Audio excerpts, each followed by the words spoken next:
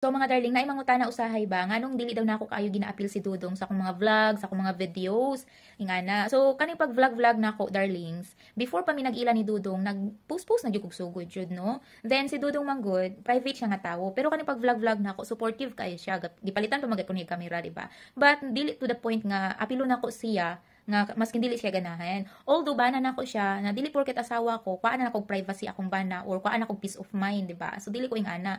So dili gyud ganahan pud si Dudo nga ma-expose iyang status sa kinabuhi or kanang finances or kanang mga work related. Dili siya gusto nga hisgutan na ing ana.